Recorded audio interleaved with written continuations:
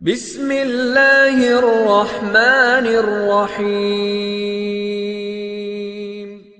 ہرقل شاہ روم نے قریش کے قافلے میں ایک آدمی بلانے کو بھیجا، اور اس وقت یہ لوگ تجارت کے لیے ملک شام گئے ہوئے تھے، اور یہ وہ زمانہ تھا جب رسول اللہ صلی اللہ علیہ وسلم نے قریش اور ابو سفیان سے ایک وقتی عہد کیا ہوا تھا۔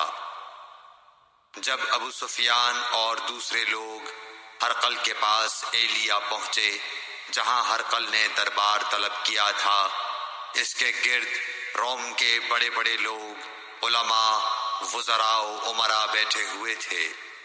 ہرقل نے ان کو اور اپنے ترجمان کو بلوایا، پھر ان سے پوچھا کہ تم میں سے کون شخص مدعی رسالت کا زیادہ قریبی عزیز ہے؟ ابو سفیان کہتے ہیں کہ میں بول اٹھا کہ میں اس کا سب سے زیادہ قریبی رشتہ دار ہوں۔ یہ سن کر ہرقل نے حکم دیا کہ اس ابو سفیان کو میرے قریب لا کر بٹھاؤ اور اس کے ساتھیوں کو اس کی پیٹھ کے پیچھے بٹھا دو۔ پھر اپنے ترجمان سے کہا کہ ان لوگوں سے کہہ دو کہ میں ابو سفیان سے اس شخص یعنی محمد صلی اللہ علیہ وسلم کے حالات پوچھتا ہوں۔ اگر یہ مجھ سے کسی بات میں جھوٹ بول دے تو تم اس کا جھوٹ ظاہر کر دینا۔ ابو سفیان کا قول ہے کہ خدا کی قسم اگر مجھے یہ غیرت نہ آتی کہ یہ لوگ مجھ کو جھٹلائیں گے تو میں آپ صلی اللہ علیہ وسلم کی نسبت ضرور غلط گوئی سے کام لیتا۔ خیر، پہلی بات جو ہرقل نے مجھ سے پوچھی وہ یہ کہ اس شخص کا خاندان تم لوگوں میں کیسا ہے؟ میں نے کہا وہ تو بڑے اونچے عالی نسب والے ہیں۔ کہنے لگا اس سے پہلے بھی کسی نے تم لوگوں میں ایسی بات کہی تھی؟ میں نے کہا نہیں۔ کہنے لگا اچھا اس کے بڑوں میں کوئی بادشاہ ہوا ہے؟ میں نے کہا نہیں۔ پھر اس نے کہا بڑے لوگوں نے اس کی پیروی اختیار کی ہے یا کمزوروں نے؟ میں نے کہا نہیں، کمزوروں نے۔ پھر کہنے لگا اس کے تابعدار روز بڑھتے جاتے ہیں یا کوئی ساتھی پھر بھی جاتا ہے؟ میں نے کہا نہیں۔ کہنے لگا کیا اپنے اس دعوی نبوت سے پہلے کبھی کسی بھی موقع پر اس نے جھوٹ بولا ہے؟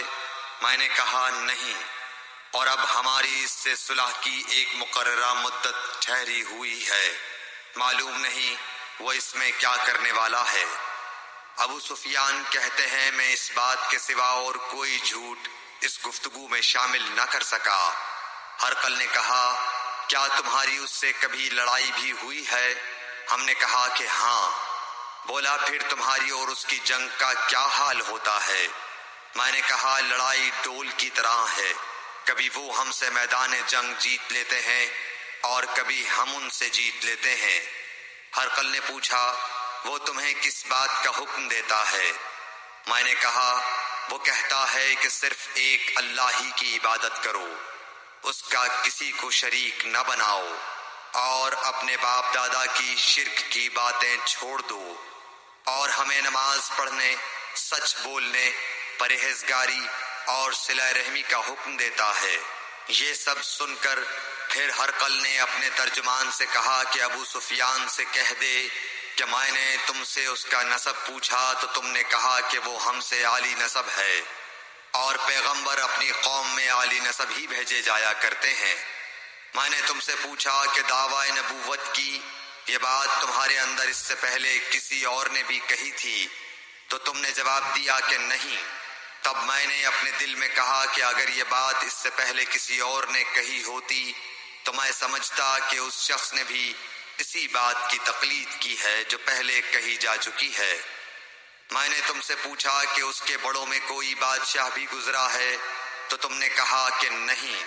تو میں نے دل میں کہا کہ ان کے بزرگوں میں سے کوئی بادشاہ ہوا ہوگا تو کہہ دوں گا کہ وہ شخص اس بہانے اپنے آباء و اجداد کی بادشاہت اور ان کا ملک دوبارہ حاصل کرنا چاہتا ہے۔ اور میں نے تم سے پوچھا کہ اس بات کے کہنے یعنی پیغمبری کا دعویٰ کرنے سے پہلے تم نے کبھی اس کو دروغ گوئی کا الزام لگایا ہے؟ تم نے کہا کہ نہیں۔ تو میں نے سمجھ لیا کہ جو شخص آدمیوں کے ساتھ دروغ گوئی سے بچے وہ اللہ کے بارے میں کیسے جھوٹی بات کہہ سکتا ہے۔ اور میں نے تم سے پوچھا کہ بڑے لوگ اس کے پیرو ہوتے ہیں یا کمزور آدمی؟ تم نے کہا کمزوروں نے اس کی اتباع کی ہے۔ تو دراصل یہی لوگ پیغمبروں کے متبعین ہوتے ہیں۔ اور میں نے تم سے پوچھا کہ اس کے ساتھی بڑھ رہے ہیں یا کم ہو رہے ہیں؟ تم نے کہا کہ وہ بڑھ رہے ہیں، اور ایمان کی کیفیت یہی ہوتی ہے حتیٰ کہ وہ کامل ہو جاتا ہے۔ اور میں نے تم سے پوچھا کہ آیا کوئی شخص اس کے دین سے ناخوش ہو کر مرتد بھی ہو جاتا ہے؟ تم نے کہا نہیں۔ تو ایمان کی خاصیت بھی یہی ہے، جن کے دلوں میں اس کی مسرت رچ بس جائے وہ اس سے لوٹا نہیں کرتے۔ اور میں نے تم سے پوچھا کہ آیا وہ کبھی عہد شکنی کرتے ہیں؟ تم نے کہا نہیں۔ پیغمبروں کا یہی حال ہوتا ہے، وہ عہد کی خلاف ورزی نہیں کرتے۔ اور میں نے تم سے کہا کہ وہ تم سے کس چیز کے لیے کہتے ہیں؟ تم نے کہا کہ وہ ہمیں حکم دیتے ہیں کہ اللہ کی عبادت کرو، اس کے ساتھ کسی کو شریک نہ ٹھہراؤ، اور تمہیں بتوں کی پرستش سے روکتے ہیں، سچ بولنے اور پرہیزگاری کا حکم دیتے ہیں۔ لہٰذا اگر یہ باتیں جو تم کہہ رہے ہو سچ ہیں تو ان قریب وہ اس جگہ کا مالک ہو جائے گا کہ جہاں میرے یہ دونوں پاؤں ہیں۔ مجھے معلوم تھا کہ وہ پیغمبر آنے والا ہے، مگر مجھے یہ معلوم نہیں تھا کہ وہ تمہارے اندر ہوگا۔ اگر میں جانتا کہ اس تک پہنچ سکوں گا تو اس سے ملنے کے لیے ہر تکلیف گوارا کرتا۔ اگر میں اس کے پاس ہوتا تو اس کے پاؤں دھوتا۔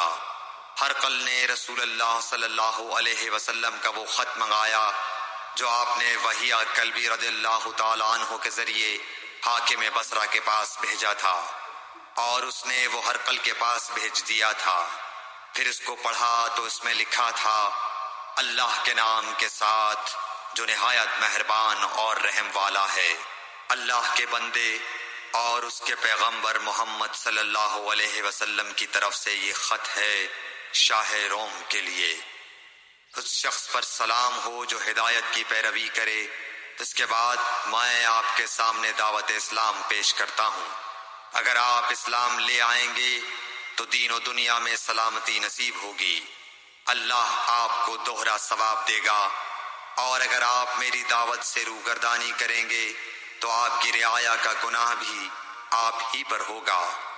اور اے اہل کتاب، ایک ایسی بات پر آ جاؤ جو ہمارے اور تمہارے درمیان یکساں ہے، وہ یہ کہ ہم اللہ کے سوا کسی کی عبادت نہ کریں اور کسی کو اس کا شریک نہ ٹھہرائیں، اور نہ ہم میں سے کوئی کسی کو خدا کے سوا اپنا رب بنائے۔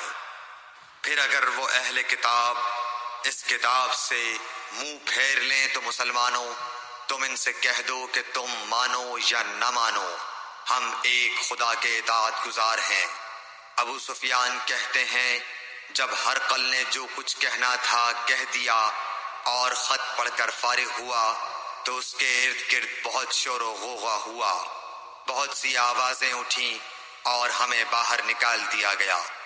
تب میں نے اپنے ساتھیوں سے کہا کہ ابو کبشہ کے بیٹے حضرت صلی اللہ علیہ وسلم کا معاملہ تو بہت بڑھ گیا۔ دیکھو تو اس سے بنی اصفر روم کا بادشاہ بھی ڈرتا ہے۔ مجھے اس وقت سے اس بات کا یقین ہو گیا کہ حضور صلی اللہ علیہ وسلم ان قریب غالب ہو کر رہیں گے، حتیٰ کہ اللہ نے مجھے مسلمان کر دیا۔ راوی کا بیان ہے کہ ابن ناطور ایلیا کا حاکم ہرقل کا مصاحب اور شام کے نصارہ کا لاٹ پادری بیان کرتا تھا کہ ہرقل جب ایلیا آیا ایک دن صبح کو پریشان اٹھا تو اس کے درباریوں نے دریافت کیا کہ آج ہم آپ کی حالت بدلی ہوئی پاتے ہیں، کیا وجہ ہے؟ ابن ناطور کا بیان ہے کہ ہرقل نجومی تھا، علم نجوم میں وہ پوری مہارت رکھتا تھا۔ اس نے اپنے ہم نشینوں کو بتایا کہ میں نے آج رات ستاروں پر نظر ڈالی تو دیکھا کہ ختنہ کرنے والوں کا بادشاہ ہمارے ملک پر غالب آ گیا ہے۔ بھلا اس زمانے میں کون لوگ ختنہ کرتے ہیں؟ انہوں نے کہا کہ یہود کے سوا کوئی ختنہ نہیں کرتا، سو ان کی وجہ سے پریشان نہ ہو۔ سلطنت کے تمام شہروں میں یہ حکم لکھ بھیجیے کہ وہاں جتنے یہودی ہوں سب قتل کر دیے جائیں۔ وہ لوگ انہی باتوں میں مشغول تھے کہ ہرقل کے پاس ایک آدمی لایا گیا جسے شاہ غسان نے بھیجا تھا۔ اس نے رسول اللہ صلی اللہ علیہ وسلم کے حالات بیان کیے۔ جب ہرقل نے سارے حالات سن لیے تو کہا کہ جا کر دیکھو وہ ختنہ کیے ہوئے ہے یا نہیں۔